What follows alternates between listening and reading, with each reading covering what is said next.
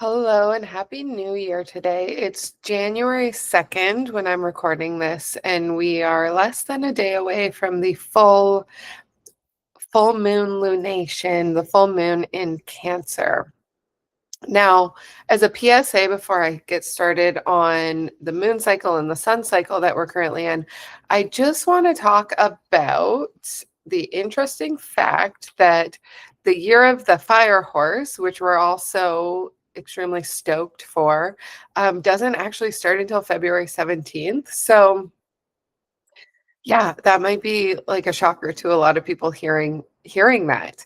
We're still in that wood snake energy. I think this is important to bring up because we can expect more shedding, more letting go. That's what the snake is all about, obviously, the shedding of the skin. And I think the reason why we're so excited is because 2025 has been such a shedding year. But we haven't quite left that energy yet. So, some really like big key things to tune into here before we even get into the zodiac cycle is what still wants to or needs to be let go of. This might even be a moment where you might want to pause the video and go into this, but I'm going to kind of walk us through a little thought experiment here, first thing, to kind of ground us into what we're still in, which is that kind of deep wintering phase. If you've been following along, I've been talking a lot about the harvest season, which comes in the fall, right? So fall of 2025, we had our harvest, we had our cornucopia, and then we move into late fall and we start to decide what really wants to go and be let go of so that we don't bring it into our next cycle. And if you want, you can still go to my website and download the fall equinox harvest workbook, which would be very helpful to kind of retroactively go back and just do some journaling and some self kind of awareness about that cycle, because again, we are still in the year of the snake now.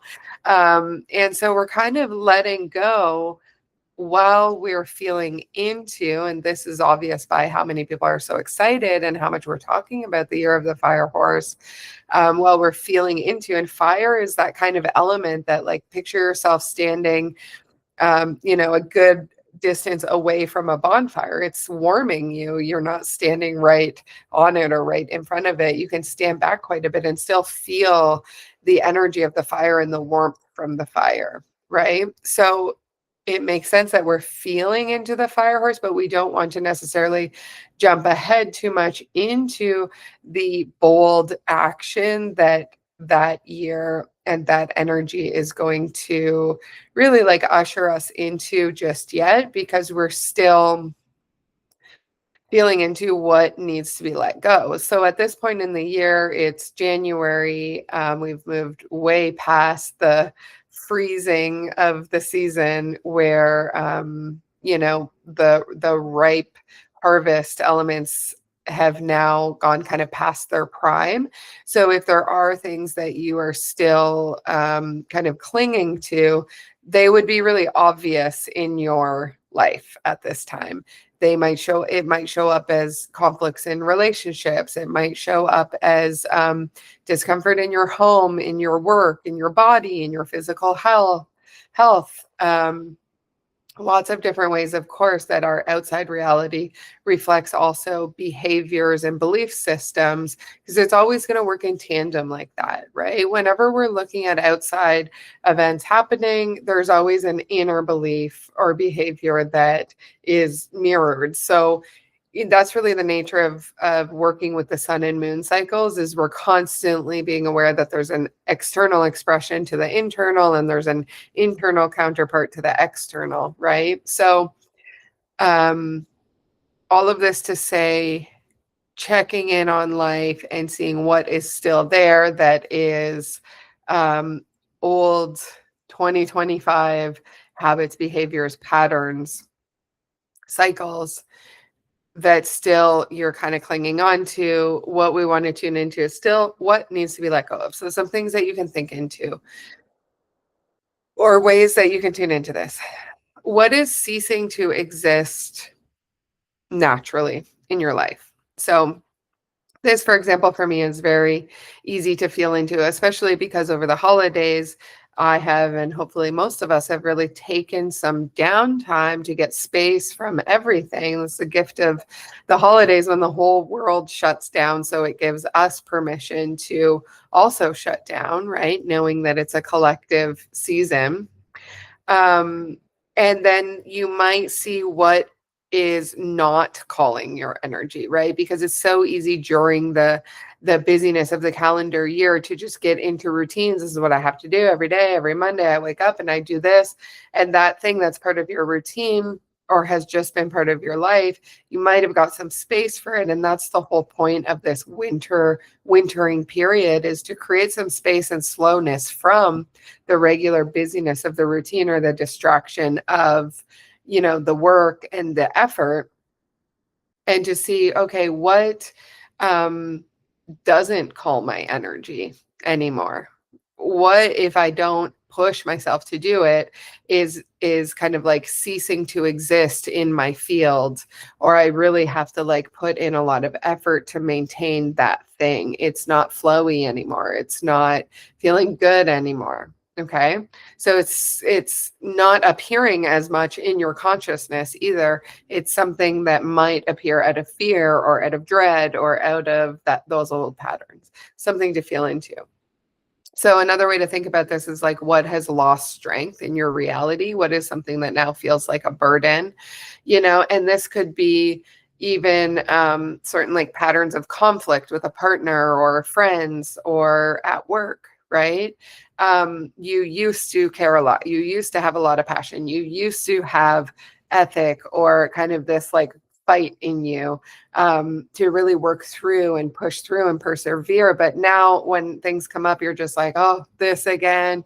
It's lost its like holding power in your life, and it's becoming something that feels like inertia. So another thing to feel into, again, we're feeling into what still wants to be let go over this next month and a bit, right? Until we actually move into this fire horse energy and that next new moon that comes with it, is like, what is being held together or held in my life out of inertia or fear, right? What is there because of a fear of letting go? But for example, if certain other things were in place in your life, that would easily be something you would let go of. And it's scary, but these are the things that these cycles and this wintering period is asking us to get enough space and slow down enough to feel into these things and then have the courage to let go. Because the fire horse year 2026 is going to ask us really quickly to, I don't want to say jump into the next thing, but there's this energy right now over the winter of germination, right? We just kind of passed the threshold of winter solstice. So we are in an upward trend until summer solstice, right? So if you kind of look on the seasonal wheel, winter solstice is at the very bottom, and then we go up. We are on the climb to summer solstice, which is like the peak of the growing season and requires a lot of our energy. And then we come down and we're kind of on the descent to winter solstice. So in that we've passed the winter solstice point, we are on the upward climb. So there is new life germinating. It's just we're still in the frozen ground. We're still in the winter period. So we don't quite require that intense burst of energy that's coming in the spring with spring equinox and that new solar and lunar cycle. But there's something germinating underground, right? And this is what is wanting the attention, the energy, the passion, the heart, the co-creation for this next cycle. And for this next cycle, okay, sorry, where was I? That which is germinating is what wants our passion for this next cycle. And if we continue to hold on to that which has wanted to kind of effortlessly fall away, like those fall leaves, then we're leaking energy into old patterns or behaviors and forgetting that we have new life germinating. And then in 2026, fire horse year, starting mid-February, that's when we're really going to be asked to focus very intensely and start to really make kind of bigger moves around that, which is germinating. So one question to ask and to go into and contemplate is what is still needs to be let go, and also what is germinating. So you can feel into what seed is already germinating in you. And this is not something that you are like actively pushing or dreaming up or imagining. It's something that is already in your consciousness without you even deciding. And this is where once we really come into like the quiet space of that wintering, like detached, it's almost like a state of boredom or aloofness where we're just kind of like, okay, I always say like getting to a place where you're bored is actually a good thing, because then you just sit there and you have nothing on the agenda that you're pushing, nothing that's like a mental push or a should do, right? From that place, you can just kind of wait to see what is a heart pull, what is a reoccurring dream that's always been, or what is something that is wanting your energy, or where you do want to put your energy, as opposed to what I talked about before, those things that now you're dreading and that are very inert, that have no energy preceding them. So it's not something that you are actively pursuing, but something that is just consciously already in your field as this heart pull or heart time. And if you've been really aligned to that, and you have been really like letting go and kind of allowing your focus to attune to that which is germinating, you might already be naturally giving more time to it. It's something that you could think of as like what's calling you without any effort. What do you wake up excited to do? This is kind of where we're going to feel into the dream that's germinating in you, and that which is going to want your attention once we get into that more fiery, like spring energy. But remember that, a seed doesn't effort to germinate. It falls from the tree, right? Like think of a maple key falling from a tree in the fall.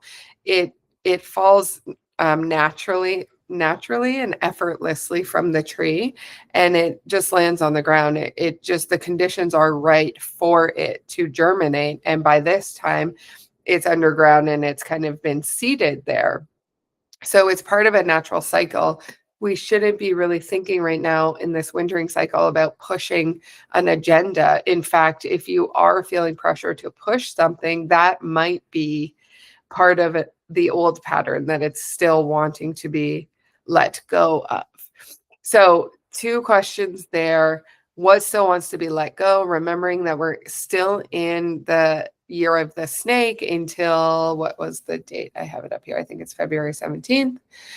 And that there's already something germinating that's wanting your heart's energy, your full attention, and kind of seeing if you're leaking energy into old patterns or behaviors. And then the third question to go into, if you're feeling really clear on those first 2, is, okay, so if I'm aware of what cycle I'm in and what is germinating, then what kind of rhythm is this germination cycle asking of me, right? And this is kind of where it gets individual a little bit, and this is a good segue into talking about the full moon in Cancer, because for every full moon and new moon, to align with them helps us align with our own personal cycles.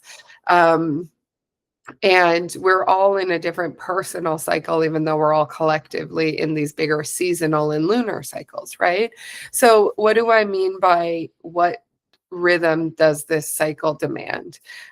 For me, for example, even though we're in the wintering phase, my solar and lunar cycle is up at the very top of my chart, which is a very outward, kind of expansive, higher energy phase. So I'm on this interesting dynamic between, um, you know, doing what we're all doing and surrendering and going slow and really like still releasing and feeling into the germination while being very upwardly inspired. And so for me, it's a really great time to imagine, to build, to architect, to blueprint, to maybe bring in wisdom, to share higher wisdom, but still do it from a place of like not pushing, not creating new necessarily, just letting the energy or the mastery or the wisdom as it wants to move through me find outlets, but also keeping myself from having to put those downloads or that wisdom or that which I'm sharing really like with myself or here to anything new, any big new pursuits, because that which is new is going to require a bigger push from me in the spring and more energy as I climb towards summer solstice. Right now is just germinating as a seed. So I don't want to rush. I don't want to rush the germination phase. We know if we rush something, we keep checking and poking and checking in on it, it's never really going to take root. If we overwater it, right? Same thing. Yeah, I think that's it. Full stop. Okay. That was an abrupt, like, cool, got it. Let's switch into the energy that we're in for this full moon in Cancer. Oh, okay. So Cancer is a water sign. It's cardinal water, and there's three water signs. The way that I describe Cancer is like riding the tidal waves on the surface of the water, right? So sometimes it's clear and calm, but usually there's some winds, there's waves, there's sometimes a whirlpool. So there's a lot going on the surface of the water. And the animals that we see interacting on the surfaces usually are better at navigating those waves or have, like the crab in the tide pools has that thick shell protecting it from, not being like a whale, like a deep sea swimmer, but maybe getting bashed around or moved around a little bit, right? So Cancers, they are the most, I would say, like not the most emotional, but they wear their emotions on their sleeves, right? They feel everything on that surface level. So they're very palpatably feeling into your energy all the time. Whereas with Pisces, it's the deep ocean, it's the more subtle undercurrents and that kind of like deep inner intuitive feeling. And then Scorpio is like that deep, dark lake, that dark and mysterious, deeper, harder to access type energy or awareness, right? But Cancer, we're really ebbing and flowing and feeling things all of the time. And that feeler function is very important to the Cancers. And everyone, like if you're listening to this and you feel like you don't have many Cancer planets or you don't know yourself to be a Cancer, well, you are a Cancer somewhere in your life. And this is why we look at the house systems. We look at what house this full moon is landing in for you. So understand, whether you know the house or not, that this full moon in Cancer is affecting an area of your life, because in an area of your life, you are meant to show up, and you do show up as a Cancer. So what does it mean to be a Cancer? Again, with that feeler function that you're feeling everything all the time, Cancer is also the mother, the matriarch, or the kind of like medicine woman, medicine man, or medicine woman of the tribe. They are very energetically connected to people in their tribe. Again, Cancer, the water element of Cancer is the giver, the householder sign, meaning they care about their family and their tribe, like their unit. Pisces is humanitarian, so they care about everyone, strangers all across the world. Scorpio is very one-on-one, so they like pick their person and they're very bonded in that way. So Cancer, the mother, the matriarch, the medicine woman of the tribe. And her job or his job is to feel, so energetically they're leading with that water element to feel everyone and everything so that they can kind of write the energy in the tribe.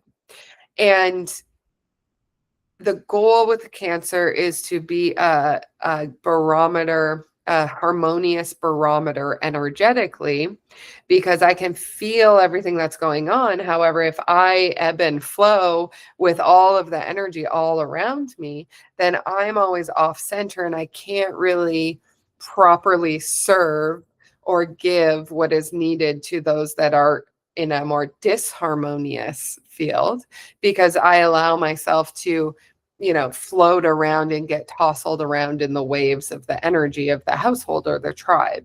So wherever you have Cancer in your life showing up, it might be on your midheaven, it might be in your 10th house, where you show up at work. A lot of people with Cancer on the midheaven end up becoming nurses or medical field practitioners, for example, caretakers out in the world. They are there as a safe space, as the one that is attuned, that is a giver. Really what that means is like the people that come into their ER unit, for example, become like family, and they give their energy and their healing abilities to their tribe in that way. If you have Cancer on your IC, you are probably like the roots, the matriarch of your family system. You're meant to really like hold a very safe space. You're probably more introverted. You probably have a lovely home and people feel very comfortable there. So this can move around anywhere in your chart that you have Cancer, but in general, you're meant to kind of control your energy to and understand the world energetically to the extent that you are maintaining a harmonious, healthy, like pillar of your own field so that you can be in mastery of the energy around you, have good energetic boundaries, right? Create a field that is harmonious and strong so that others attune to you, as opposed to you attuning to them. Or perhaps someone around you has a strong field of love and care and you're feeling off kilter and allowing yourself to surrender to that support and that nurturing. Cancer is a very co-bonded sign. They like to be, early in life, this could show up as codependency. The goal is to be co-bonded, to, walk alongside someone and enjoy the comfort of having partnership, but not ebb and flow with someone and get so entangled with them that, you need them or you become codependent on them. So within the nature of the Cancer archetype, we find this really important balance between holding your own and also being adaptable to what is going on, aware of what is going on, all energetically, and then being able to ebb and flow and work within that kind of title of energetic influence to bring harmony to a situation. Ultimately, like love, giving, bonding, harmony. And sometimes that looks like mama bear energy or protector energy or very strong boundaries, right? So Cancer is very superficially, palpatably this like mystery school of understanding and working with the unseen water element, with the energy and the emotional world around you and the emotional body, and bring it into harmony and really make it work for you, right? Like contain and ebb and flow in a harmonious way.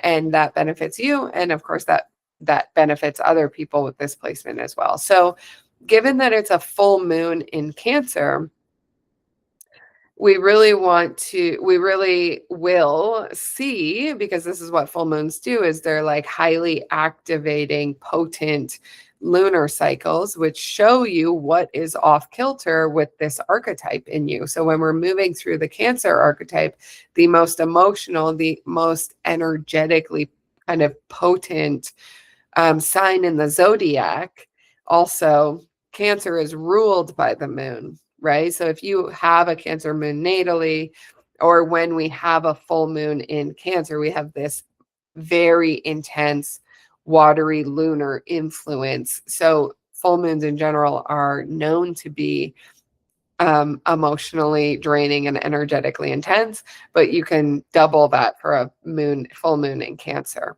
So again, with the full moons, we get this extreme expression of energy highlighting with that archetype.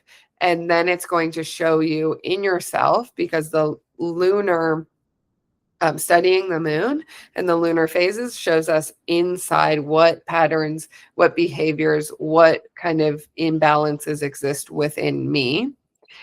And then the benefit of that is so that it brings it to our awareness, and then we can say, okay, well, that's still in there.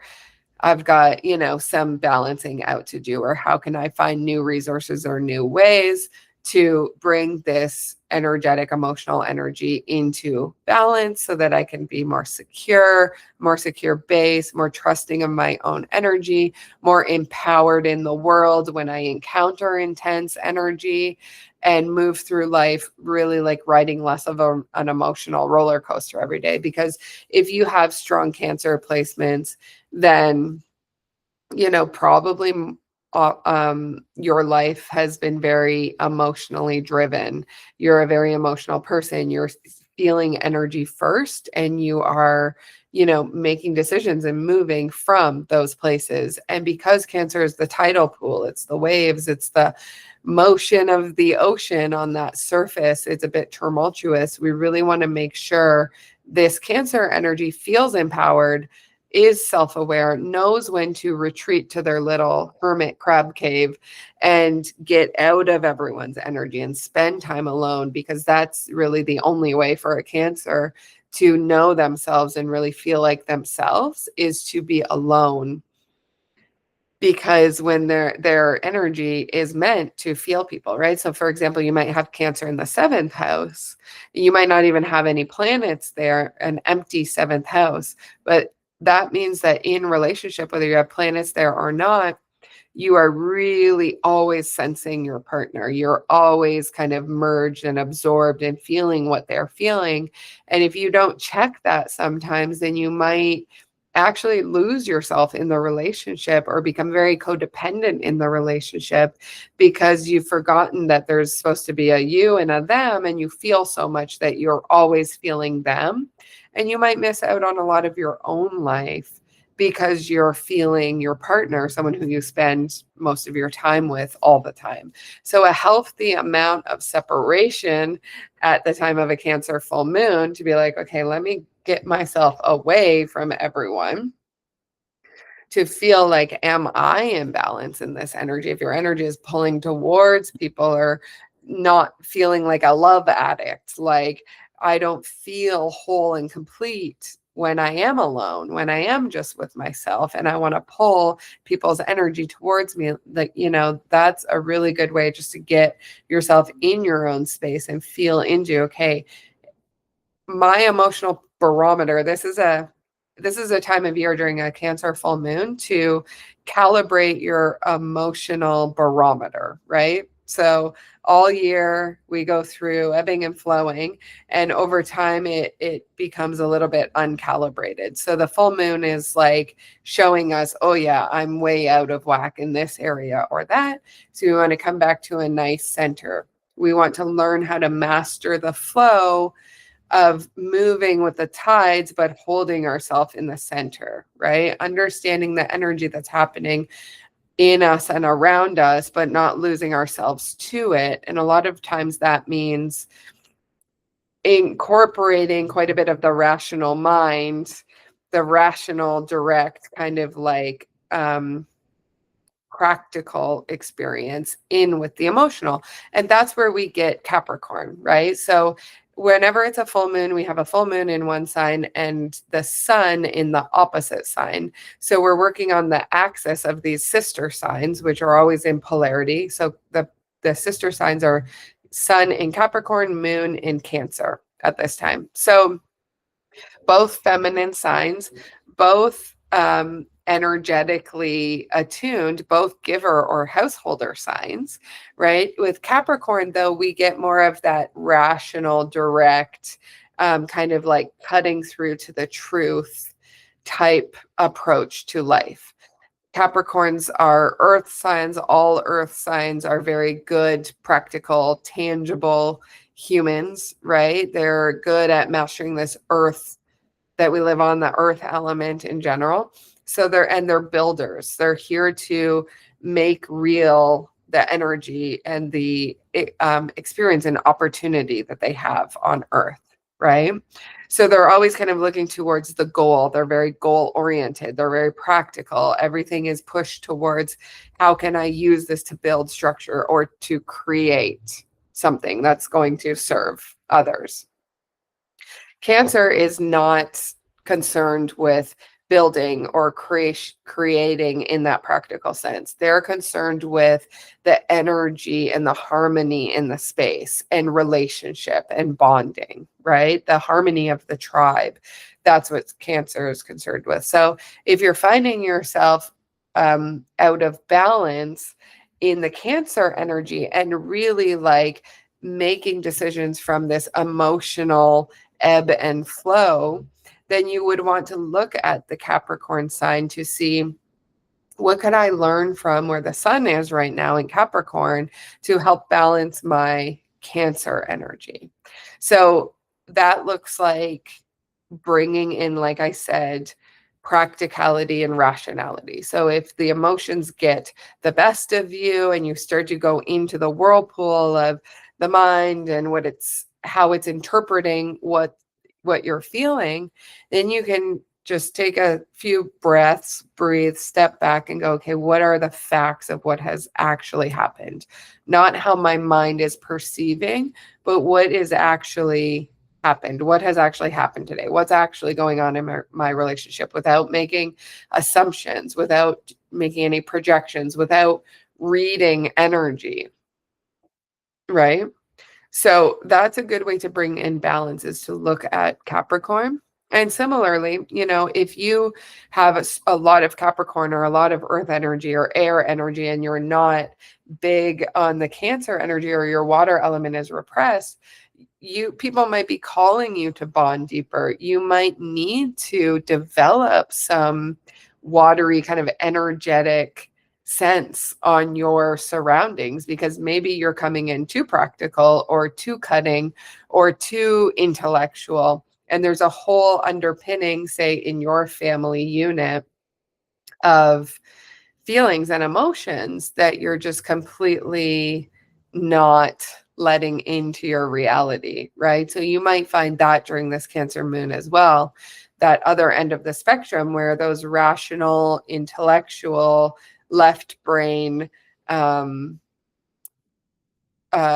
like personality traits and behaviors might really serve you in the world and at work, for example. But when you come home to your family, you're kind of bulldozing people, or you're not appropriately attuned to the energy at hand, or maybe you're just not even able to handle it because it feels chaotic and disruptive to your nervous system to be in a soup of energy, right? So there's a whole spectrum of ways that this Cancer full moon could show up for you, or this Cancer energy could show up for you. But it's all about, at the end of the day, and this is something to feel into when you're attuning to this full moon, or as you're going through the full moon. Remember that, I'm going to release this as the full moon is peaking. And when we're at the like peak of a lunation, we don't necessarily see or understand yet or know what it's going to bring out. That's why it's good to listen to these and get the kind of activation and awareness. And then you watch yourself over the next 2 weeks to see how this shows up. And when it shows up, then you go, oh, this is because it's a full moon in Cancer and it's showing me that I'm not integrating my emotions and the energy enough, or I'm way too reliant on my own off kilter emotional barometer and making decisions on it, and that's hindering me. So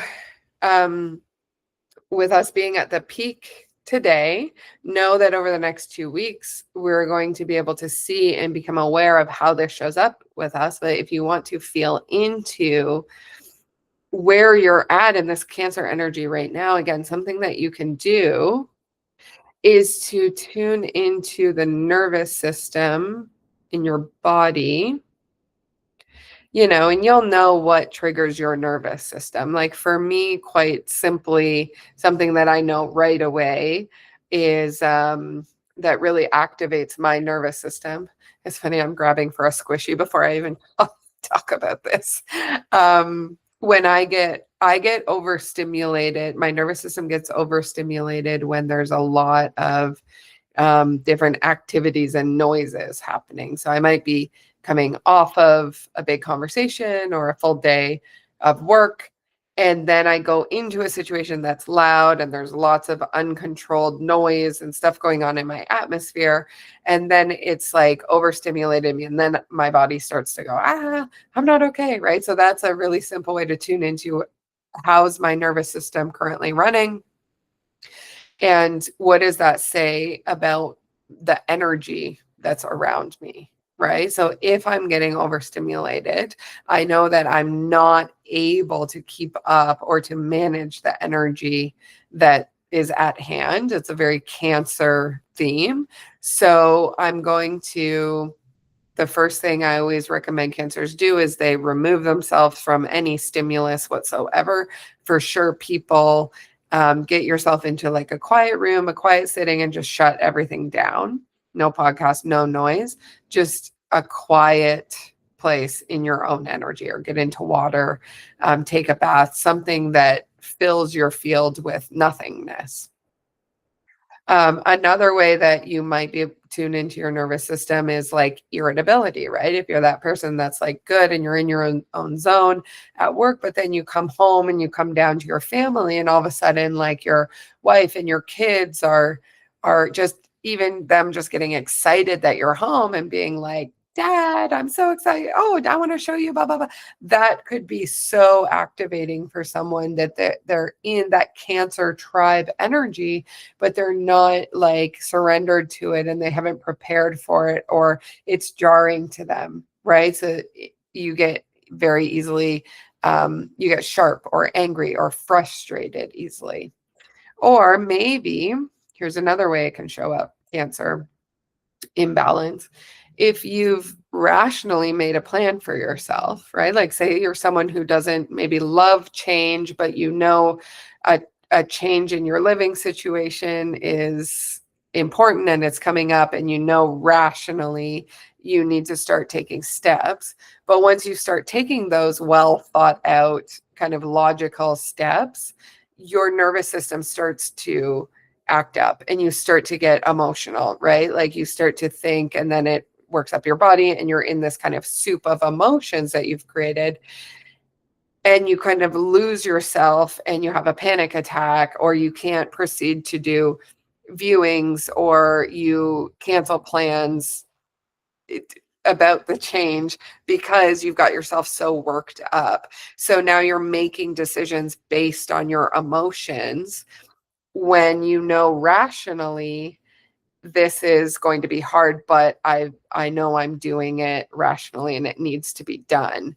But you let the emotions of how it feels to do that scary thing kind of capitalize that situation, and then you end up making kind of regressive decisions or changes based on the emotional intensity, instead of waiting, getting space, putting things into that rational kind of practical perspective, and not making decisions based on when things are flared up.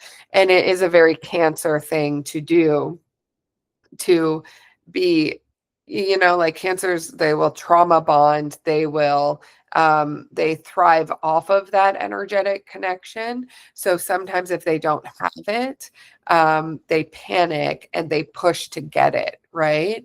And so it's very common for strong Cancer people to be in, sometimes in their life or different areas of their life, in attachment to, like making decisions and making life movements based on that desire to bond, or that desire to like attune to someone or something else.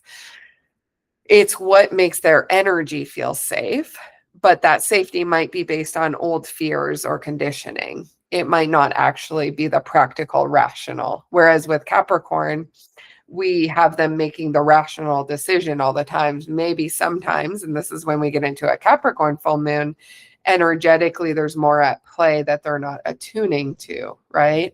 But because this is the Cancer full moon, we want to make sure we're not over attuning, overdoing it with the emotions, or overly repressing the emotions, and then we have a nice calibrated system. So again, just to finish up, we'll go back to what is like the ideal Cancer is the healthy, safe, energetic field in the household. So if you know someone that's a very strong Cancer, which I'm smiling because I'm a Cancer moon, Cancer Mercury, Cancer Venus, and I have my Sun and my Mercury in the 4th house, which is the house of Cancer. And if you've ever been around me, or if you've come into my office or my space, I create a very loving field, a very safe space. It's just this feeling of getting in or getting near someone and feeling very comfortable, feeling like, oh, I feel like there's nothing I couldn't tell this person, or this person feels like the ultimate caring communicator or nurturer. Cancers usually give really good hugs. They're affectionate. They're, not afraid of going there with you, and they want to instantly bond with you. So it's very easy. They're very easy to get close to. Whereas again, the opposite sign, Cancer, they have that subtle underlayer of loyalty and desire for bonding and connection. However, they lead with more of kind of like this removed. So you might be surprised when a Capricorn grabs you and gives you a hug or is affectionate with you, because usually they're quite like stoic or aloof, whereas a Cancer is going to really wear who they are on their sleeve. They're going to tell you when something is upsetting them, and they're going to let you know when they love you and they feel warmth for you. And that's another thing to feel into. And this is like where you just watch how you act naturally during this full moon cycle. Cancer has an open throat chakra, ideally, when they're, again, like fully open and expressed. And it's their heart, right? They're caring, thoughtful communicators. They're going to ask questions like, how do you feel? How did that feel? Are you doing okay? Do you want to tell me about that? Or this is how I feel, or this is how that makes me feel. They want to talk about their feelings. And so repression, or being afraid to talk about your feelings, could be another sign. If this full moon is really making you like feel very intense, but you're pushing down, you're not communicating, you might have some kind of blockage there.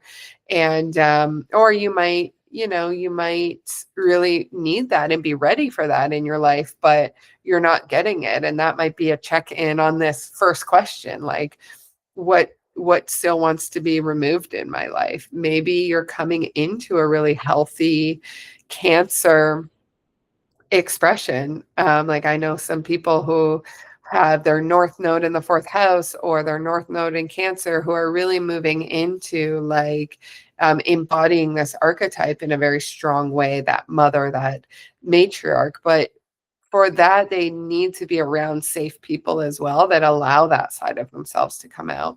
So if you have old relationships, for example, that you're clinging on to, that are showing up during this time to make you feel unsafe, to make you feel like you can't express the way you're ready to, that could be a full moon experience too, to feel into. So with this full moon, you want to just watch from here for the next 2 weeks, right? So every lunar cycle is a 2-week cycle until the next new moon, and watch what happens. That's the first step. You can prepare by pulling up a transit chart, which in our Architects of the New Earth community and group chat, I offer a lot of support every moon cycle of going in and seeing exactly where this moon is hitting you in your chart and figuring out what that means.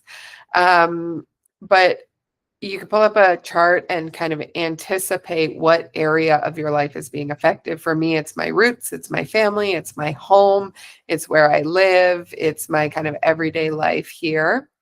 And it's also my emotional well-being, right? Because it's my moon, conjunct my moon. But I'm going to watch for the next 2 weeks and I'm going to see, okay, like, am I able to control my emotional outburst? Am I able to be a safe space in that like very harmonious field when other people maybe are more in their emotions? I'm just going to see what happens, and I'm going to see how I can show up, how I am showing up. And again, this isn't about fixing. None of this is about fixing. Astrology really helps us identify what has come into our life through fears, through beliefs, through conditioning that has us acting in a way that isn't ourselves, right? So that Cancer wants to bond, wants to merge, wants to be a giver to their family unit, to their tribe. But maybe some things came in to make that very unsafe for you. Maybe you never felt bonded. Maybe you never felt like people had your best interest in mind. And so you struggle to give that to others. Who knows? But the purpose of this work is to understand what has happened to us in our life, what our behaviors and protections have become, so that we can make different choices. It's not about fixing yourself. It's just about seeing yourself, having grace for yourself and being like, whoa, with all of the Cancer energy I have, I'm certainly a very emotional person. And when I have an outburst or when I act in a way that I don't feel is, harmonious or really aligned with like really my heart and who I want to be, I just go, whoa, I'm glad I'm seeing this, because that means it's still in there. And I give myself a lot of grace, because none of us are here to be perfect. And that's the work of astrology and the lunar cycles, the lunar work. The moon is the dark pearl. It's the inner experience. So full moon, help me see what is still in me, is still here, what those old pathways are that I'm still taking mindlessly, so that I can become aware of them, so that maybe in every little small step I take, I get a little bit better at controlling that, and I get a little bit more fully expressed in who I really am, and I let my heart and my love shine through. So that's the goal of this work. There is a group chat and community that has a lot of support for life in general, a lot of wise men and women, and where I'm more than happy to support you in your birth chart readings. Starting in March, we're going to bring back the twice a week Cosmic Wisdom Circles virtual gatherings. It's a really great way to learn astrology in a very practical, step-by-step embodied way. So that will start at the first new moon of spring equinox, which I believe is around April 20th. More on that to come, but you can already sign up on my website if you want. And then I will just let you know that right around the time of the year of the horse, mid-February, is also the first eclipse of this eclipse cycle that's happening in February and March. And as always, I do eclipse transit readings. These are special offerings that come out only twice a year, and I only do a limited number of them. You can already go and book them on my website, and I recommend going and grabbing a spot soon, because I always run out of spots and I always get people after the fact asking if they can squeeze in. And I always say yes. And then I always regret it because I'm exhausted. So this year I have a strong boundary. The spots that are available are the only spots that are available. So go and book that. The link will all be below in the description. And wishing you a very happy new year. And just sending all of my love. We had a big year, 2025, and we got to do it together. And I'm always grateful for those that listen, for those that are in the community, for anyone who chimes in and is kind of part of the circle of sharing here. I'm grateful for you. So let's have a great 2026 together. And that's all for now.